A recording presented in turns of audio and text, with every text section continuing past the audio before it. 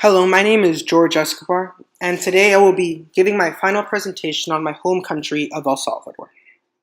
I will begin with a brief overview of the country, then delve into three main points which I think have and will continue to influence the country itself, as well as the people of El Salvador. These topics are the influence of religion on politics, the influence of the United States, and the political turmoil particularly pushed forward by corruption. And finally, I will conclude with my own personal thoughts and final reflections on the current status and future of El Salvador. El Salvador, nicknamed El Pulgarcito de América, is the smallest country in Latin America. I was born there and almost all of my family still lives in the country. El Salvador is extremely diverse within its small area. You could be on a warm beach in the morning having an ice cold drink with a hot chocolate with a sweater on in the afternoon. It has a lot of gorgeous wildlife and natural ecotourism, but unfortunately, it is not viewed as a huge tourist destination due to the insecurity that the country faces. But honestly, I've taken friends there and they've realized that not the whole country is plagued by maras or lack of safety. Here are some statistics and facts about El Salvador. The capital city is San Salvador. The official language is Spanish. The population is 6.38 million people, within a surface area of only 21,000 square kilometers, which makes it approximately the size of the state of Massachusetts. It has a tropical climate which is moderated by altitudes, meaning depending on the height you are at, the temperature may vary. It has mountains, volcanoes, rivers, and beaches. And as far as ethnic composition, it's 86.3% mestizo, 12.7% white, and 1% other.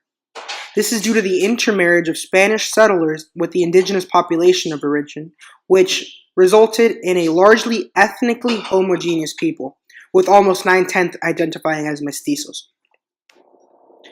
And now for a basic history of El Salvador. Pre-colonial times were a mix of both Aztec and Mayan influence, and there are still a few cities named by these groups, such as Sonsonate or Ahuachapan. In 1524, the Spanish arrived from Guatemala, and even though the indigenous fought back, by 1525 the Spanish town of San Salvador had been founded. However, the Pipil managed to kick the Spanish out multiple times, but the Spanish ultimately returned permanently in 1528. During the colonial period, El Salvador was heavily used for agriculture, but in 1811 a priest named José Matías Delgado incited the first revolutionary movements. The people continued to revolt and officially became independent in 1821, along with the other Central American countries. Officially, El Salvador became a sovereign country in 1841. El Salvador quickly became a coffee republic, and this created great inequality from its inception. The indigenous attempted to fight back against a rising elite, but were ultimately kept down. El Salvador was plagued with military dictatorships and coups, which created a very strong distinction between the elite, who associated with the right, and the poor and indigenous, who adopted communist leftist ideals. In 1980, the country began its civil war, which would last over a decade. This war destroyed El Salvador and permanently separated the country. It was a war that brought in religious ideals, American influence, and extreme political separation. In 1992, the peace accords were officially signed, but the aftermath of the war is still in effect today.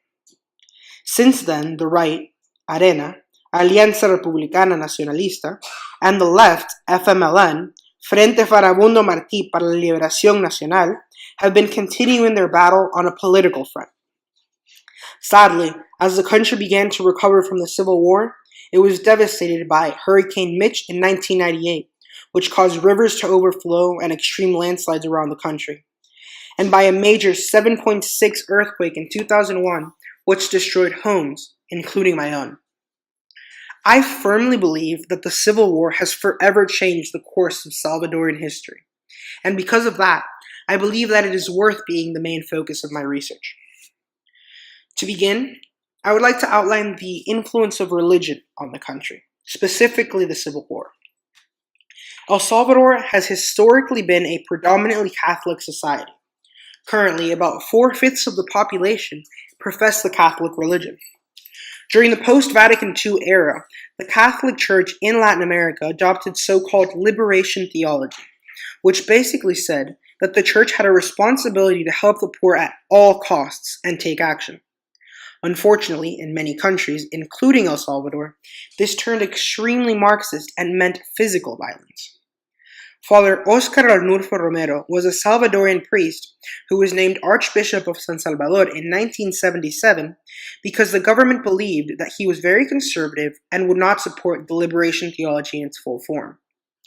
Later that year, however, a friend of his, Jesuit priest Rutilio Grande, was killed by the military for his involvement as an activist of liberation theology directly against the government.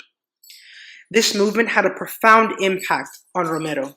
He stated, "When I looked at Rutilio lying there dead, I thought, if they have killed him for doing what he did, then I too have to walk the same path."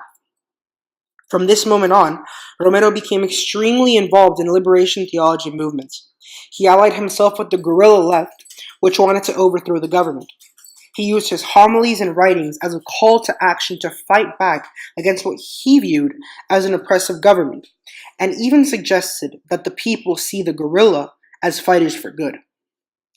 On March 24th of the year 1984, the now saint and martyr of the church, Father Oscar Arnulfo Romero, was killed while giving Mass. Although the details still remain foggy to this day, many believe that he was killed by the right party in El Salvador. Romero, which has actually just recently been canonized, even though some people think it should have been done a while back, and some believe that it should have never happened. The issues with canonizing him came because of his involvement in Salvadorian politics. Romero was and continues to be an image of anti-right politics in El Salvador, to the point that when the leftist guerrilla took power a few years ago, they renamed the major highway and the airport after Romero. Romero brought together his religion and liberation theological views with the politics of El Salvador. Even in death, he still serves as the face of the Salvadorian left. Because of his canonization and involvement with the left, I personally know people who have left the Catholic Church. They told me that they could not be a part of a church that believes that Romero, who allied himself with the murderous guerrilla, is a saint. Personally, as a Catholic and as a Salvadorian, I feel conflicted. I do believe that the Catholic Church canonized him, and therefore should accept him fully as a saint. But as someone whose grandfather was murdered by the guerrilla for simply being at the wrong place at the wrong time, I find it difficult to accept that a man who supported this group is a saint. The country was first divided by civil war. Then it was divided by the political parties that came out of that. And now, once again, it's being torn apart by a simple decision of the Catholic Church. Moving on to the influence of the United States. Until the Civil War, El Salvador was of little interest to the United States and the world. Throughout his presidency, Ronald Reagan made it a point to stop communism at all costs, and he claimed that by intervening in El Salvador and drawing a line in the sand, he would send a message to all communist leaders of the world. Many people believe that Reagan's El Salvador was the equivalent to Nixon's Vietnam. The reason I find this most interesting can be summarized by a quote found in a news article speaking of the intervention. Many Americans would prefer to forget that chapter in American history. Those under the age of 40 may not even be aware of it. Salvadorians haven't forgotten, however. My uncle was actually sent by the US to the Salvadorian Civil War. He told me that they were sent in to train and provide aid to the military. They taught a lot about guerrilla-style warfare, which they had learned in Vietnam. He says that many of them stayed for extended periods of time and actually fought alongside the Salvadorian military directly against the leftist guerrilla groups.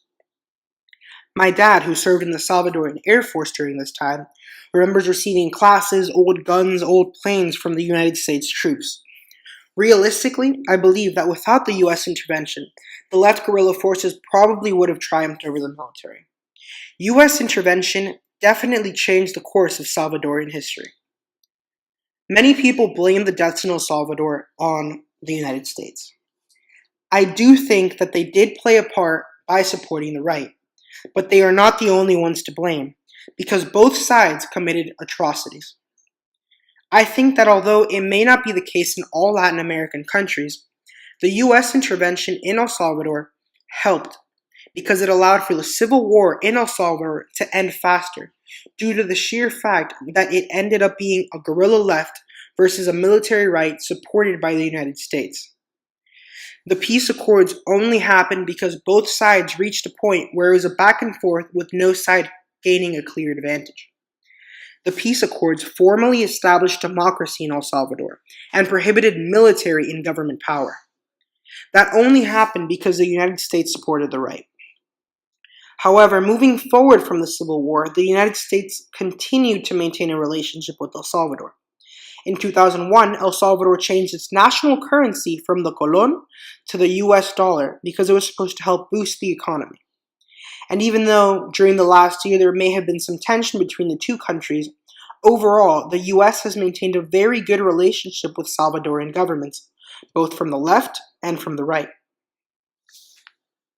Now, the last thing I want to talk about is about the political turmoil particularly pushed forward by corruption.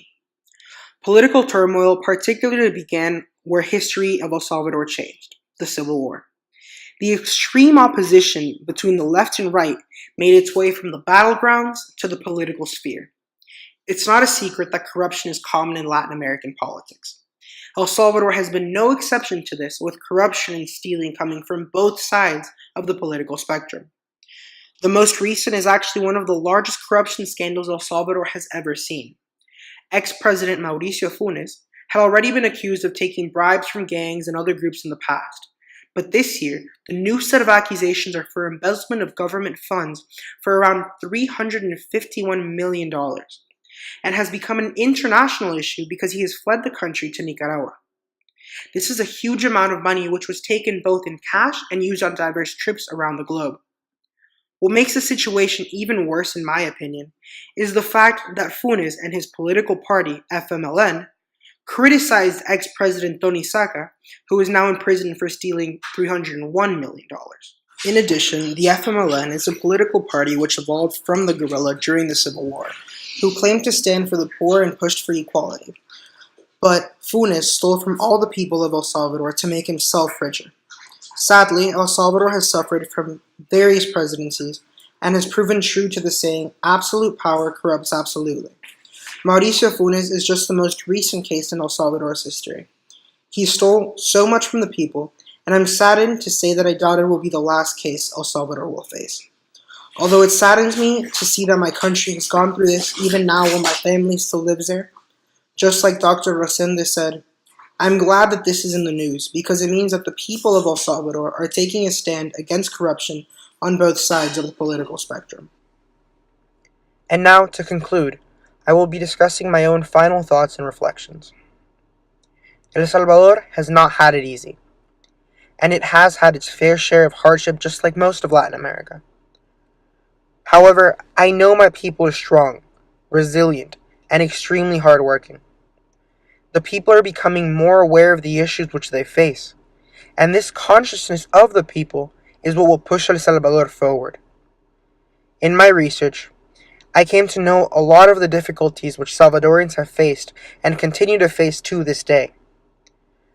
But seeing how much we have survived, and how regardless of the situations we have been put in, we are still standing as a nation, it really does give me hope. Not only for my people of El Salvador, but for all my brothers and sisters of Latin America.